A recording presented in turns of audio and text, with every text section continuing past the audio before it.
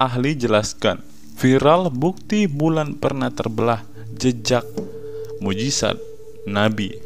Para ahli tidak menuliskan atau tidak menjelaskan bahwa yang ada di bulan itu adalah jejak Nabi Muhammad. Para ahli sepakat bahwa Rima Ariadeus dengan panjang sekitar 300 km adalah sistem pertahanan yang serupa dengan yang ada di bumi, lanjut NASA.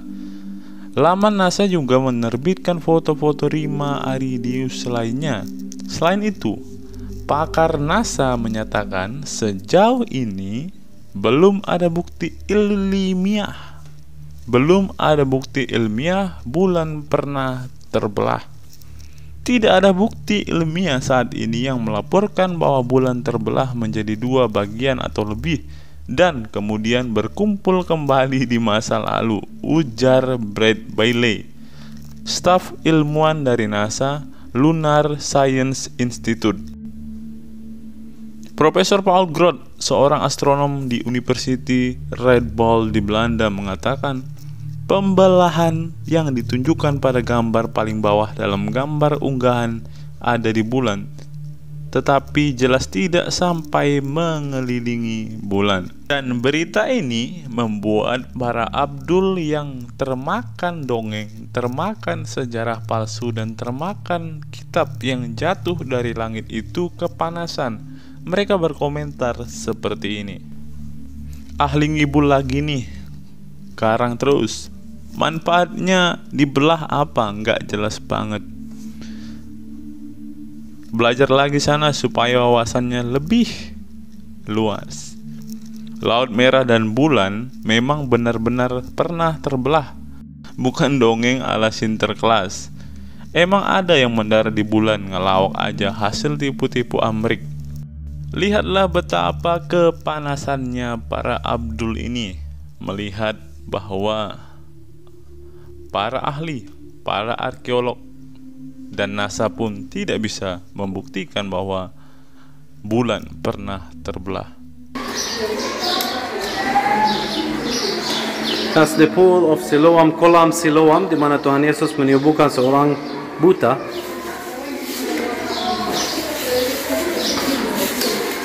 Dan Tuhan Yesus berkata kepadanya, menurut Injil Yohanes pasal 9, harus mencuci matanya di kolam Siloam biar menjadi sembuh. Ini kolam Siloam. This is the Siloam pool where the blind man was healed.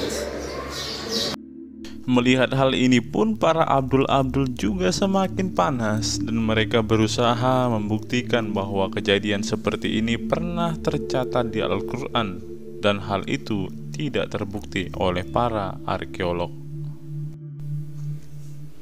Cerita sejenis ada dalam surat Al-Maidah ayat 110.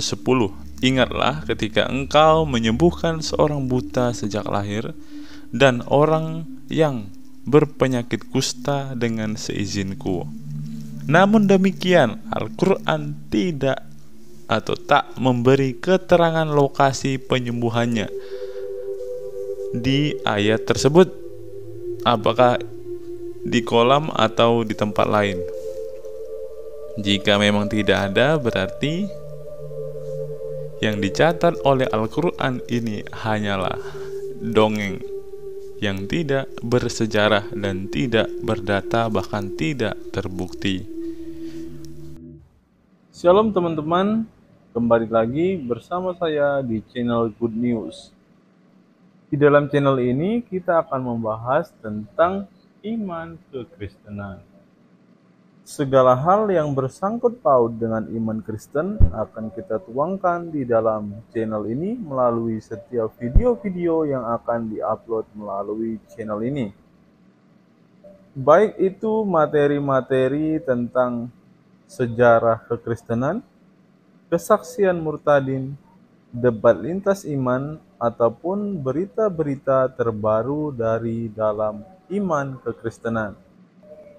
Sebelum mulai videonya, saya mohon dukungan teman-teman untuk menekan tombol subscribe, like, share, dan komen, agar channel ini dapat berkembang dan dapat memberitakan kabar baik kepada semua orang.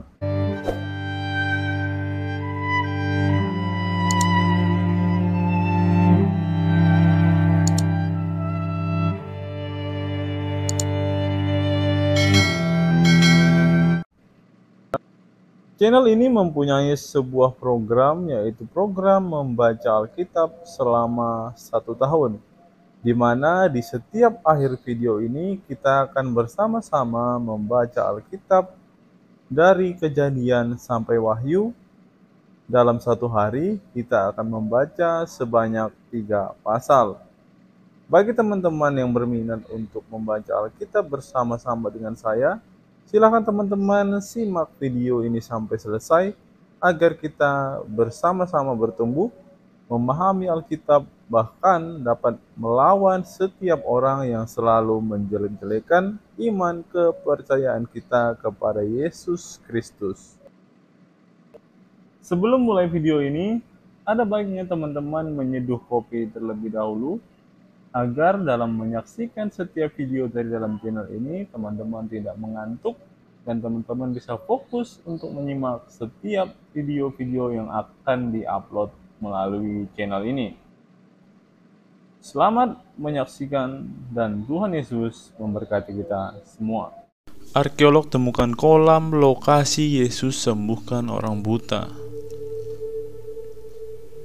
Jakarta, CNN Indonesia. Para arkeolog di Yerusalem mengidentifikasi sisa-sisa kolam Siloam, tempat yang disebut dalam Alkitab sebagai lokasi penyembuhan kebutaan seorang pria oleh Yesus.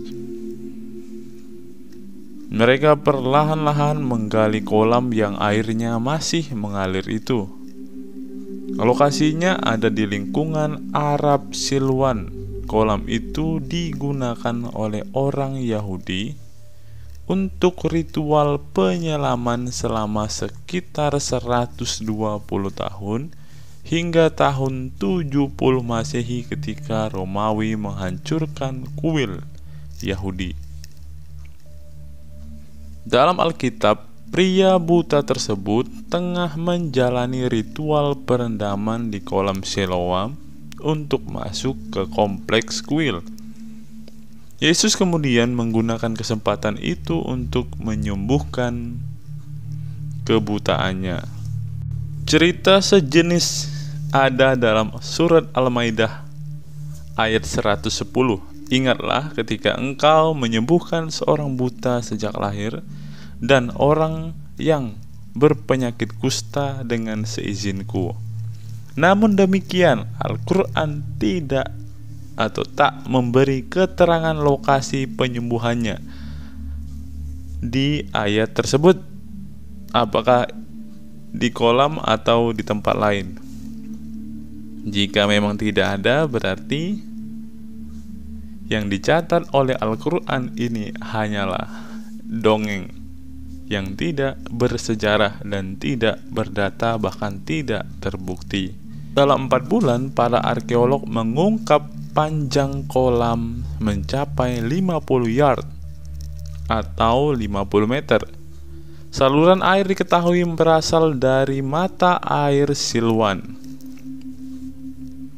Saat kami mengungkapkan dan menemukannya 4 bulan lalu, kami yakin 100% itu adalah kolam Siloam, kata arkeolog Eli Sukron, melansir NBC News yang mengutip Associated Press pada 2004. Hari ini kita tahu bahwa kolam Siloam terhubung dengan Temple Mount.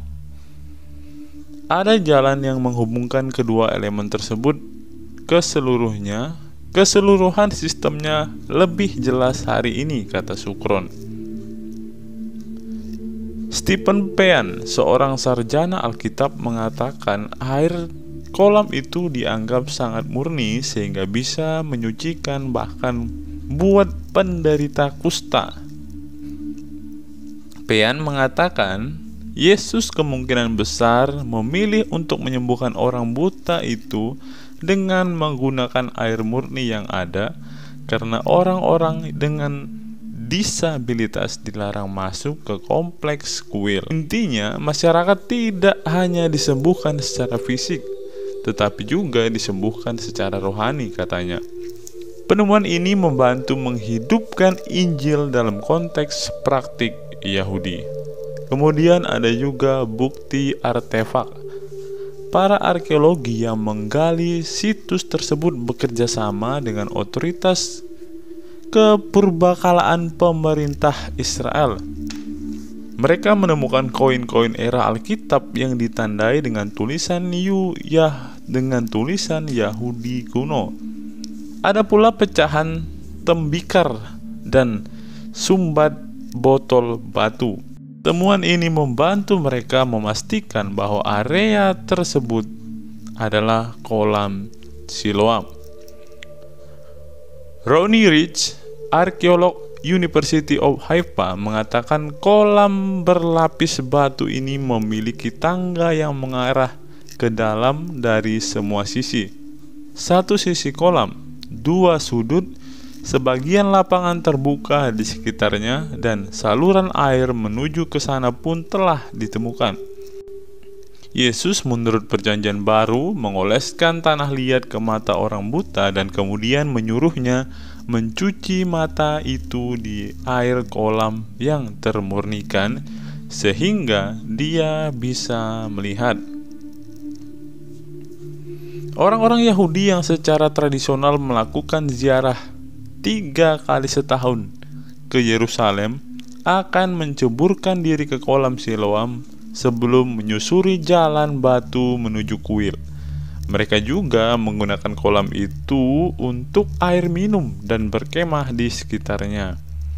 Yesus adalah seorang penziarah di Yerusalem, jadi ini adalah tempat wajar baginya untuk menikmati persediaan air, kata Rich. Otoritas purbakala Israel sedang bernegosiasi dengan gereja Ortodoks Yunani, pemilik tanah tersebut, untuk melanjutkan penggalian. Para arkeolog yakin kolam itu berada di bawah kebun sayur yang hijau lebat dan beberapa pohon besar. Dinding batu setinggi sekitar 3 meter yang tertutup dengan pipa pembuangan limbah dan drainase tua memisahkan penemuan baru ini dan tangga batu di kolam tersebut yang ditemukan pada tahun 1960-an. Kini para arkeolog berharap bisa membuang pipa-pipa tua tersebut dan menghubungkan lapangan terbuka serta saluran air ke tangga menuju ke kolam. Di sini kita dapat menilai dan melihat seberapa besarnya kemegahan kota pada masa itu. Kiranya melalui video ini kita semua diberkati dan semakin beriman kepada Yesus Kristus. Seperti biasa teman-teman, channel ini mempunyai program membaca Alkitab selama 1 tahun. Secara khusus pada kesempatan ini kita akan kembali membaca Alkitab dari kitab Keluaran dari pasal yang ke-23 sampai kepada pasal yang ke-25. Kiranya melalui pembacaan firman Tuhan hari ini kita semua diberkati, terlebih lebih kita mengetahui apa yang menjadi peraturan Tuhan, kehendak Tuhan, ketetapan Tuhan untuk kita semua yang percaya dan beriman kepadanya. Tuhan Yesus memberkati kita semua. Keluaran pasal 23, peraturan tentang hak-hak manusia. Janganlah engkau menyebarkan kabar bohong. Janganlah engkau membantu orang yang bersalah dengan menjadi saksi yang tidak benar. Janganlah engkau turut-turut kebanyakan orang yang melakukan kejahatan, dan dalam memberikan kesaksian mengenai sesuatu perkara, janganlah engkau turut-turut kebanyakan orang yang membelokkan hukum. Juga janganlah memihak kepada orang miskin dalam perkaranya. Apabila engkau melihat lembu musuhmu dan keledainya yang sesat, maka segeralah kau kembalikan binatang itu. Apabila engkau melihat lebah keledai musuhmu karena berat badannya, maka janganlah engkau enggan menolongnya. Haruslah engkau rela menolong dia dengan membongkar muatan keledainya. Janganlah engkau memperkosa hak orang miskin di antaramu dalam perkaranya. Haruslah kau jauhkan dirimu dari perkara dusta. Orang yang tidak bersalah dan orang yang benar tidak boleh kau bunuh, sebab aku tidak membenarkan orang yang bersalah. Suap janganlah kau terima, sebab suap membuat buta mata orang-orang yang melihat dan memutarbalikkan perkara orang-orang benar. Orang asing janganlah kamu tekan, karena kamu sendiri telah mengenal keadaan jiwa orang asing, sebab kamu pun dahulu adalah orang asing di tanah Mesir. 6 tahunlah lamanya engkau menabur di tanahmu dan mengumpulkan hasilnya. Tetapi pada tahun ke-7 haruslah engkau membiarkannya dan meninggalkannya begitu saja, supaya orang miskin di antara bangsamu dapat makan, dan apa yang ditinggalkan mereka haruslah dibiarkan dimakan binatang hutan. Demikian juga kau lakukan dengan kebun anggurmu dan kebun zaitunmu. 6 harilah lamanya engkau melakukan pekerjaanmu. Tetapi pada hari ke-7 haruslah engkau berhenti, supaya lembu dan keledaimu tidak bekerja, dan supaya anak budakmu perempuan dan orang asing melepaskan lelah. Dalam segala hal yang kufirmankan kepadamu, haruslah kau berawas-awas. Nama Allah lain janganlah kamu panggil, janganlah nama itu kedengaran dari mulutmu. Peraturan tentang kebaktian dan hari-hari raya. 3 kali setahun haruslah engkau mengadakan perayaan bagiku. Hari raya roti tidak beragi haruslah kau pelihara. 7 hari lamanya engkau harus makan roti yang tidak beragi, seperti yang telah aku perintahkan kepadamu, pada waktu yang ditetapkan dalam bulan Abib. Sebab dalam bulan itulah engkau keluar dari Mesir. Tetapi janganlah orang menghadap ke hadiratku dengan tangan hampa. Kau peliharalah juga hari raya menuai, yakni menuai buah bungaran dari hasil usahamu menabur di ladang. Demikian juga hari raya pengumpulan hasil pada akhir tahun, apabila engkau mengumpulkan hasil usahamu dari ladang.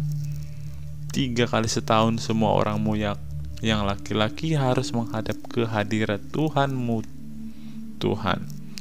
Janganlah kau persembahkan darah korban sembelihan yang kepadaku beserta suatu yang beragi, dan janganlah lemak korban hari rayaku bermalam sampai pagi. Yang terbaik dari buah bungaran hasil tanahmu haruslah kau bawa ke dalam rumah Tuhan Allahmu. Janganlah kau masak anak kambing dalam susu induknya. Janji dan teguran kepada Israel. Sesungguhnya aku mengutus seorang malaikat berjalan di depanmu untuk melindungi engkau di jalan dan untuk membawa engkau ke tempat yang telah kusediakan. Jagalah dirimu di hadapannya dan dengarkanlah perkataannya. Janganlah engkau mendurhaka kepadanya, sebab pelanggaranmu tidak akan diampuninya, sebab namaku ada di dalam dia. Tetapi jika engkau sungguh-sungguh mendengarkan perkataannya dan melakukan segala yang kufirmankan, maka aku akan memusuhi musuhmu dan melawan lawanmu. Sebab malaikatku akan berjalan di depanmu dan membawa engkau kepada orang Amori, orang Het, orang Feris, orang Kanaan, orang Hewi, dan orang Yebus, dan aku akan melenyapkan mereka. Janganlah engkau sujud menyembah kepada Allah mereka atau beribadah kepadanya, dan janganlah engkau meniru perbuatan mereka, tetapi haruslah engkau memusnahkan sama sekali patung-patung berhala buatan mereka, dan tugu-tugu berhala mereka haruslah kau remukan sama sekali. Tetapi kamu harus beribadah kepada Tuhan Allahmu, maka Ia akan memberkati roti makananmu dan air minumanmu, dan aku akan menjauhkan penyakit dari tengah-tengahmu. Tidak akan ada di negerimu perempuan yang keguguran atau mandul. Aku akan menggenapkan tahun umurmu. Kengerian terhadap aku akan kukirimkan mendahului engkau. Aku akan mengacaukan semua orang yang kau datangi, dan aku akan membuat semua musuhmu lari membelakangi engkau. Lagi aku akan melepaskan tubuhmu mendahului engkau, sehingga binatang-binatang itu menghalau orang Hewi, orang Kanaan, dan orang Het itu daripadamu. Aku tidak akan menghalau mereka daripadamu dalam 1 tahun, supaya negeri ini jangan menjadi sepi, dan segala binatang hutan jangan bertambah banyak melebihi engkau. Sedikit demi sedikit aku akan menghalau mereka dari depanmu sampai engkau beranak cucu sedemikian sehingga engkau dapat memiliki negeri itu. Aku akan menentukan batas daerahmu dari laut Teberau sampai laut Filistin, dan dari padang gurun sampai sungai Efrat, sebab aku menyerahkan penduduk negeri itu ke dalam tanganmu sehingga engkau menghalau mereka dari depanmu. Janganlah mengadakan perjanjian dengan mereka ataupun dengan Allah mereka.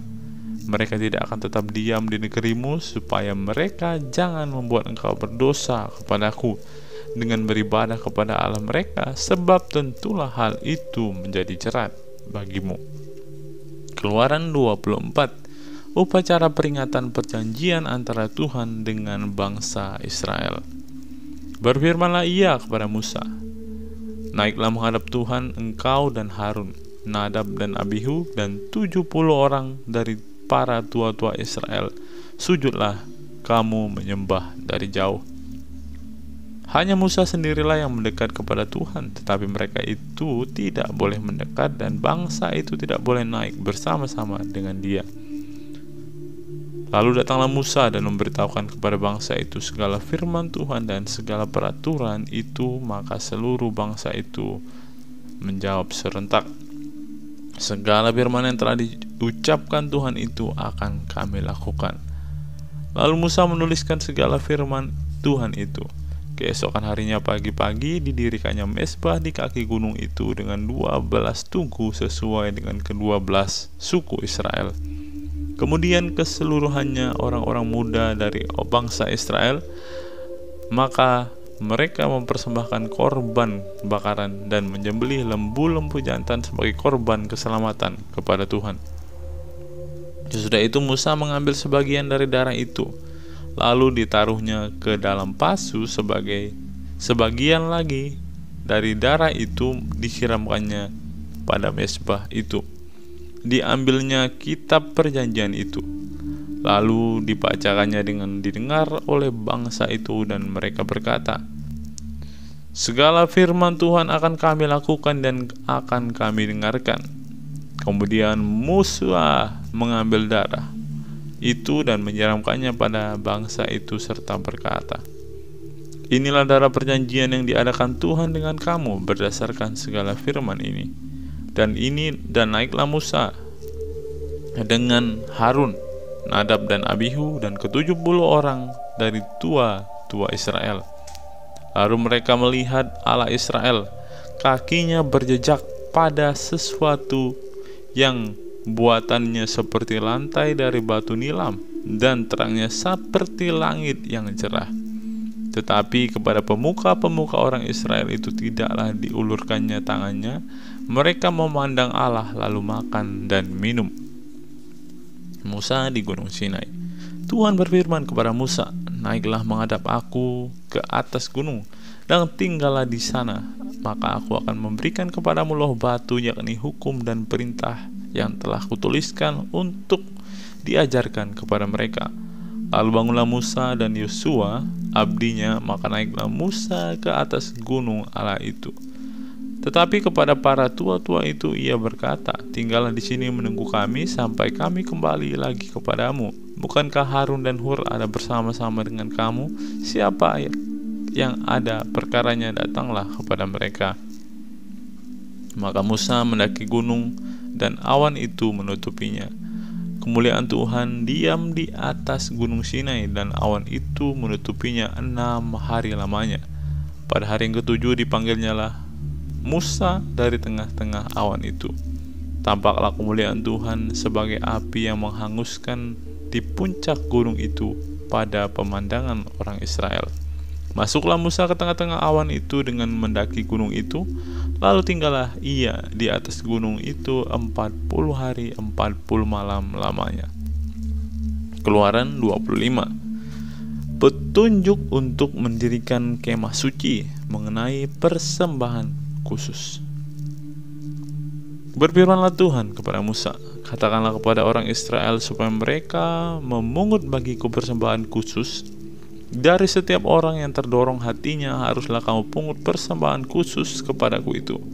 Inilah persembahan khusus yang harus kamu pungut dari mereka: emas, perak, tembaga, kain ungu tua, kain ungu muda, kain kirmizi, lenan halus, bulu kambing, kulit domba jantan yang diwarnai merah, kulit lumba-lumba, dan kayu penaga, minyak untuk lampu, rempah-rempah untuk minyak urapan, dan untuk ukupan dari wangi-wangian, permata krisopras dan permata tatahan untuk baju efod dan untuk tutup dada. Dan mereka harus membuat tempat kudus bagiku, supaya aku diam di tengah-tengah mereka, menurut segala apa yang kutunjukkan kepadamu, sebagai contoh kemah suci dan sebagai contoh segala perabotannya. Demikianlah harus kamu membuatnya. Mengenai tabut perjanjian, haruslah mereka membuat tabut dari kayu penaga, 2,5 hasta panjangnya, 1,5 hasta lebarnya, dan 1,5 hasta tingginya. Haruslah engkau menyalutnya dengan emas murni dari dalam dan dari luar. Engkau harus menyalutnya, dan di atasnya harus kau buat bingkai emas sekelilingnya. Haruslah engkau menuang 4 gelang emas untuk tabut itu, dan pasanglah gelang itu pada keempat penjurunya, yaitu 2 gelang pada rusuknya yang satu dan 2 gelang pada rusuknya yang kedua. Engkau harus membuat kayu pengusung dari kayu penaga dan menyalutnya dengan emas. Haruslah engkau memasukkan kayu pengusung itu ke dalam gelang yang ada pada rusuk tabut itu, supaya dengan itu tabut itu dapat diangkut. Kayu pengusung itu haruslah tetap tinggal dalam gelang itu, tidak boleh dicabut dari dalamnya. Dalam tabut itu haruslah kau taruh loh hukum yang kuberikan kepadamu. Jika engkau harus membuat tutup pendamaian dari emas murni, 2,5 hasta panjangnya dan 1,5 hasta lebarnya, dan haruslah kau buat 2 kerup dari emas. Kau buatlah itu dari emas tempaan dan kedua ujung tutup pendamaian itu. Buatlah 1 kerup pada ujung sebelah sini dan 1 kerup pada ujung sebelah sana, seiras dengan tutup pendamaian itu. Kamu buatlah kerup itu di atas kedua ujungnya. Kerup-kerup itu mengembangkan kedua sayapnya ke atas, sedang sayap-sayapnya menudungi tutup pendamaian itu, dan mukanya menghadap kepada masing-masing. Kepada tutup pendamaian itu harus menghadap muka kerup-kerup itu. Haruslah kau letakkan tutup pendamaian itu di atas tabut, dan dalam tabut itu engkau harus menaruh loh hukum yang akan kuberikan kepadamu. Dan di sanalah aku akan bertemu dengan engkau. Dan dari atas tutup pendamaian itu, dari antara kedua kerup yang di atas tabut hukum itu, aku akan berbicara dengan engkau tentang segala sesuatu yang akan kuperintahkan kepadamu untuk disampaikan kepada orang Israel. Mengenai meja roti sajian, lagi haruslah engkau membuat meja dari kayu penaga, 2 hasta panjangnya, 1 hasta lebarnya, dan 1,5 hasta tingginya. Haruslah engkau menyalutnya dengan emas murni dan membuat bingkai emas sekelilingnya. Haruslah engkau membuat sekelilingnya jalur pinggir yang setapak dengan lebarnya, dan kau buat bingkai emas sekeliling jalur pinggirnya itu. Haruslah engkau membuat untuk meja itu 4 gelang emas, dan kau pasang gelang-gelang itu di keempat penjurunya pada keempat kakinya. Gelang itu haruslah dekat ke jalur pinggirnya sebagai tempat memasukkan kayu pengusung supaya meja itu dapat diangkut. Haruslah engkau membuat kayu pengusung itu dari kayu penaga yang menyalutnya dengan emas, dan dengan itulah meja itu harus diangkut. Haruslah engkau membuat pinggangnya, cawannya, kendinya, dan pialanya yang dipakai untuk persembahan curahan. Haruslah engkau membuat semuanya itu dari emas murni, dan haruslah engkau tetap meletakkan roti sajian di atas meja itu di hadapanku. Mengenai kandil,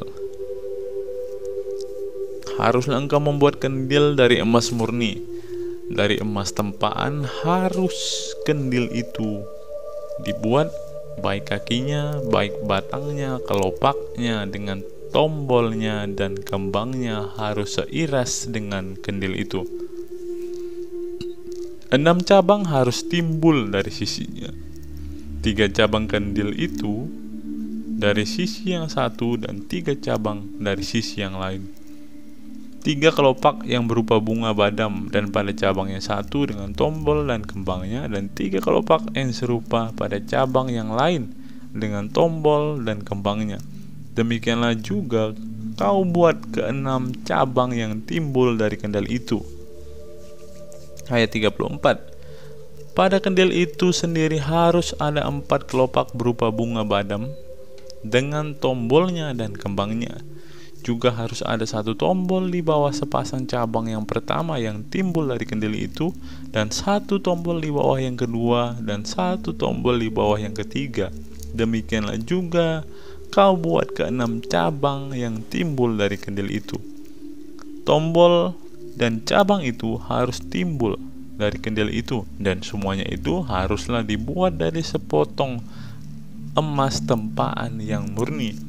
Haruslah kau buat pada kandil itu 7 lampu, dan lampu itu haruslah kau pasang di atas kandil itu sehingga diterangi yang di depannya.